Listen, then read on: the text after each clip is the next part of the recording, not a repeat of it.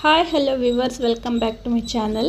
ಇವತ್ತಿನ ವಿಡಿಯೋದಲ್ಲಿ ನಾವು ಈ ಮಾವಿನ ಹಣ್ಣು ಏನು ಮನೆಯಲ್ಲಿ ಸಾಕಾಗಿ ನಿಮಗೇನಾದರೂ ಈ ರೀತಿ ಒಂದು ಒಳ್ಳೆಯ ರೆಸಿಪಿನ ಮಾಡೋದಿದ್ರೆ ಈ ರೀತಿ ಮಾಡಿ. ಹಾಗೆ ಮಾವಿನ ಹಣ್ಣು ಸೀಸನ್ ಮುಗಿಯೋಷ್ಟರೊಳಗೆ ಇದನ್ನು ಮಾಡಿ ಇಡಿ. ನೀವು ಆರಾಮಾಗಿ ಸ್ಟೋರ್ ಮಾಡಿ ಕೂಡ ಇಡ್ಬೋದು. ಹಾಗೆ ಮನೆಯಲ್ಲಿ ಮಾವಿನ ಹಣ್ಣು ಜಾಸ್ತಿ ಇದೆ ಅಂದರೆ ಈ ರೀತಿ ಟ್ರೈ ಮಾಡಿ. ಹಾಗೆ ಆದಷ್ಟು ಮಾವಿನ ಹಣ್ಣು ಈ ರೀತಿ ಹುಳಿಯಾಗಿದ್ದರೆ ಇನ್ನೂ ಚೆನ್ನಾಗಿ, ಅಥವಾ ಸಿಹಿ ಇದ್ದರೂ ಕೂಡ ನಡೆಯುತ್ತೆ. ಸ್ವಲ್ಪ ಹುಳಿ ಇದ್ದರೆ ಇನ್ನೂ ಚೆನ್ನಾಗಿ ಮಾವಿನ ಹಣ್ಣು. ಬನ್ನಿ ಯಾವ ರೀತಿ ಮಾಡೋದು ಅನ್ನೋದನ್ನು ನೋಡೋಣ. ಇಲ್ಲಿ ನಾನು ಇವತ್ತು ಟೋಟಲಾಗಿ ಒಂದು 7-8 ಮಾವಿನ ಹಣ್ಣಿನ ಎತ್ತಿ ಪಲ್ಪ್ನ ತಕ್ಕೊಂಡು ಇಟ್ಕೊಂಡಿದ್ದೀನಿ. ಇದನ್ನು ಆದಷ್ಟು ನಾವು ಮಿಕ್ಸಿ ಜಾರಿಗಾದರೂ ಹಾಕ್ಕೊಳ್ಳಿ ಅಥವಾ ಚೆನ್ನಾಗಿ ಸ್ಮ್ಯಾಶ್ ಕೂಡ ಮಾಡ್ಕೋಬೋದು. ನಾನು ಮಿಕ್ಸಿ ಜಾರಿಗೆ ಹಾಕಿ ಈ ರೀತಿ ಒಂದು ಶಿಕಣಿ ಥರ ಇದನ್ನು ರೆಡಿ ಮಾಡ್ಕೊಂಡಿದ್ದೀನಿ. ಈ ರೀತಿ ನೀವು ಬೇಕಾದರೆ ನಿಮ್ಮ ಹತ್ರ ಜರಡಿ ಇದ್ದರೆ ಇದನ್ನು ಚೆನ್ನಾಗಿ ಸೋಸ್ಕೊಂಡ್ರು ಇನ್ನೂ ಚೆನ್ನಾಗಿ, ಎಲ್ಲೂ ಕೂಡ ಗಂಟುಗಳು ಇರಬಾರ್ದು, ಆ ರೀತಿ ರೆಡಿ ಮಾಡ್ಕೊಳ್ಳಿ. ಹಾಗೆ ನಾನು ಇದನ್ನು ಗ್ಯಾಸ್ ಒಲೆ ಮೇಲೆ ಇದನ್ನು ಒಂದು ಬಾಣಲಿಗೆ ಈ ರೀತಿ ಹಾಕ್ಕೊಂಡ್ಬಿಟ್ಟು ಗ್ಯಾಸ್ ಒಲೆ ಮೇಲೆ ಇಟ್ಕೊಂಡಿದ್ದೀನಿ. ನಾನು ಇಲ್ಲಿ ಬಂದುಬಿಟ್ಟು ಅಂಗನವಾಡಿಯಲ್ಲಿ ಕೊಡುವಂಥ ಆರ್ಗಾನಿಕ್ ಬೆಲ್ಲನ ಹಾಕ್ಕೊತಾ ಇದ್ದೀನಿ. ಬೇಕಾದರೆ ನೀವು ಎಷ್ಟು ಸಿಹಿ ಬೇಕೋ ಅಷ್ಟು ಸಿಹಿನ ನೀವು ಮನೆಯಲ್ಲಿ ಸಿಗುವಂಥ ಬೆಲ್ಲ ಕೂಡ ಆ್ಯಡ್ ಮಾಡ್ಕೋಬೋದು, ಅಥವಾ ಸಕ್ಕರೆ ಕೂಡ ಹಾಕಿದರೆ ಇನ್ನೂ ಕಲರ್ ಚೆನ್ನಾಗಿ ಬರುತ್ತೆ ಸಕ್ಕರೆ ಹಾಕೋದ್ರಿಂದ. ನಾನಿಲ್ಲಿ ಅಂಗನವಾಡಿ ಕೊಡುವಂಥ ಆರ್ಗಾನಿಕ್ ಬೆಲ್ಲನ ಸೇರಿಸ್ಕೊತಾ ಇದ್ದೀನಿ.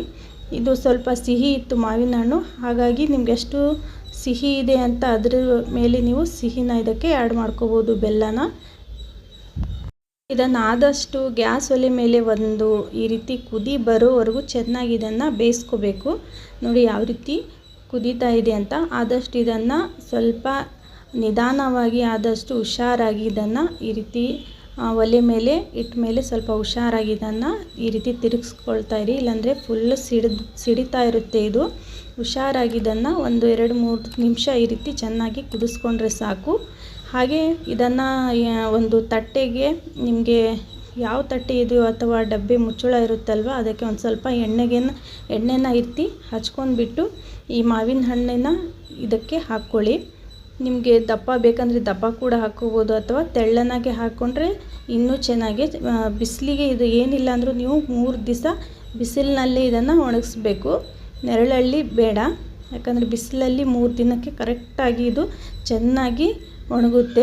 ಒಂಥರ ಆಮ್ ಪಾಪಡ್ ಥರ ತುಂಬಾ ರುಚಿಯಾಗಿರುತ್ತೆ. ಒಂಥರ ಹುಳಿ, ಒಂದು ಸ್ವಲ್ಪ ಸಿಹಿ, ತುಂಬಾ ಬಾಯಿ ಟೇಸ್ಟ್ಗಂತೂ ತುಂಬಾ ಸಖತ್ತಾಗಿರುತ್ತೆ.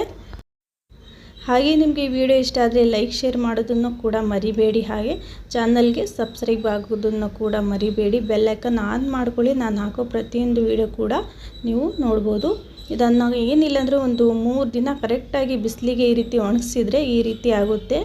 ತಿನ್ನೋಕ್ಕೆ ಅಂತೂ ತುಂಬಾ ರುಚಿಯಾಗಿರುತ್ತೆ. ಸ್ಟೋರ್ ಮಾಡಿ ಕೂಡ ಇಡ್ಬೋದು. ಇದನ್ನು ನೀವು ಯಾವ ಶೇಪಲ್ಲಿ ಕೂಡ ಆ ಶೇಪಲ್ಲಿ ಇದನ್ನು ಕಟ್ ಮಾಡ್ಕೋಬೋದು. ಬಿಸಿಲಿಗೆ ಈ ರೀತಿ ಇಡುವಾಗ ಈ ರೀತಿ ತಿರುಗಿಸಿ ಕೂಡ ಬಿಸಿಲಿಗೆ ಚೆನ್ನಾಗಿ ಒಣಗಿಸಿದ್ರೆ ನೀವು ಆರಾಮಾಗಿ ಒಂದು 3-6 ತಿಂಗಳಾಗಬೇಕಾದ್ರೂ ಇಡ್ಕೋಬೋದು.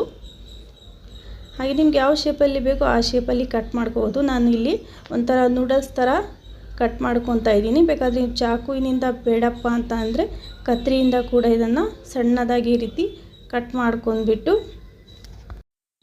ಇದ್ರ ಮೇಲೆ ನೀವು ಸಕ್ಕರೆ ಪೌಡರು ಅಥವಾ ಈ ಬೂರ ಸಕ್ಕರೆ ಏನಾದರೂ ಇದ್ದರೆ ಸ್ವಲ್ಪ ಹಾಕಿ ಚೆನ್ನಾಗಿ ಮಿಕ್ಸ್ ಮಾಡಿ ಒಂದು ಕಂಟೈನರ್ ಇದ್ದರೆ ಅದರಲ್ಲಿ ಸ್ಟೋರ್ ಮಾಡಿ ಕೂಡ ಇಡ್ಬೋದು. ಮಾಡಿದ ಕೂಡಲೇ ಖಾಲಿ ಆಗುತ್ತೆ, ಅಷ್ಟು ಚೆನ್ನಾಗಿ ಬರುತ್ತೆ ಇದು.